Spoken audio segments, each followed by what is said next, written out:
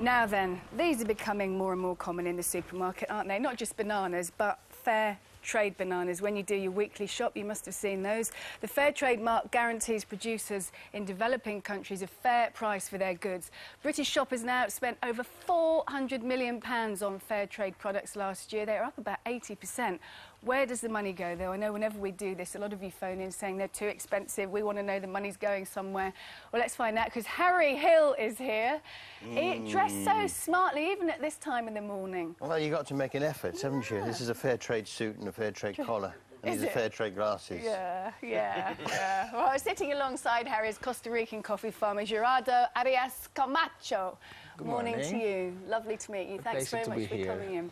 We'll find out what you do in a moment. But first of all, Harry, I know you're a huge supporter of fair trade, aren't you? Why? Well, they contacted me. I went to Ghana to see them, see the bananas growing and the cocoa plantation, because, you know, you kind of read about this stuff and it's difficult to put your finger on what actually happens, and people are quite suspicious of it in some ways. You know, they think it's a sort of a bit of a middle class, they are, you know, exactly. oh, it's the chattering classes. So I went along, and I can tell you that it does work. You know, there was a little village I went to where they used the money from fair trade to dig a water hole, you know, to get fresh water from. Previously, they had to go 4 miles or something to the nearest one, or drink the water out of the river. And there was a nurse there who was being paid for by the fair trade premium, because obviously these people flying around with machetes, cutting down bananas, occasionally they will, you know, cut off a leg or an arm or an ear.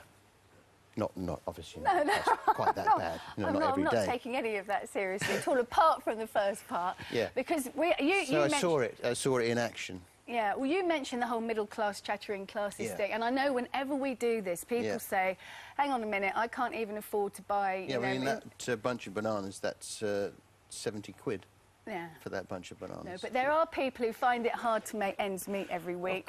And they're, frankly, not worried about little farms in Ghana. So what would you say to people who need to be converted, really?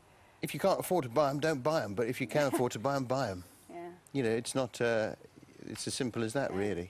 Yeah, and, you know, some of the products are a bit more expensive, and it's not a hell of a lot, you know.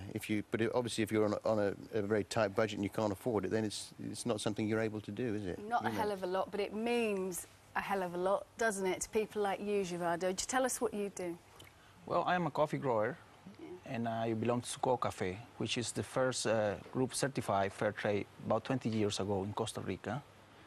And I've been growing coffee since I was 10-year-old, because my parents couldn't afford it to send me to school. So that's how fair trade makes difference to us. Now I have my children going to school, and it's making a big difference. Yeah, what sort of a difference? You say a big difference. What sort of a difference has it made? We have stable prices. The fair trade... so you can guarantee minimum price year after year, and that's the difference between fair trade and global market, free market, because it's very unstable. You never know what's going to happen. Yeah. So that's the big difference. Allow us to keep our children in school, to build bridges, to open roads when we have slides and hurricanes. So many different things that we don't have under the free trade market, because it's very unstable, and they don't guarantee you. You have to deal with the companies, and they just want to keep more and more money on their package and not deliver money to the producers. Fair trade guarantees that the money goes directly to the producers, and that's the great difference that it makes to us. Good. And you're over here because it's Fair Trade Week. So what do you make of it here? Because Costa Rica is so beautiful. What do you make of what you've seen here so far? Well, Costa Rica is beautiful, but the coffee side, still lots of poverty, still lots of misery. So there's maybe when we have tourists coming over, they might say, why there are fair trade producers from Costa Rica? But, you know, people probably don't see the other side of the country, so that's the big difference. Yeah. All right, yeah, because it's a big holiday destination now, and you would think that, you know, there is a lot more money going in, but clearly, as you said, there's still a lot of poverty. So, you see, what you said makes sense, doesn't it, really? It does seem to, doesn't it, now, suddenly? Yeah. Where do you get those shirts from? I'd love to know. Well, I get made. For some reason, you can't buy them in M&S.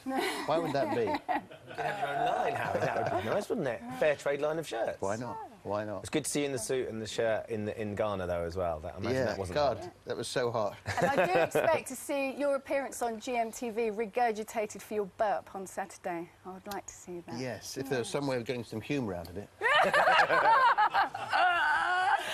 sure you can think of some Never way. gonna happen. You usually do. Thank you very much for coming in, and best of luck with the next couple of And weeks. enjoy your stage. You had a lovely Thank you.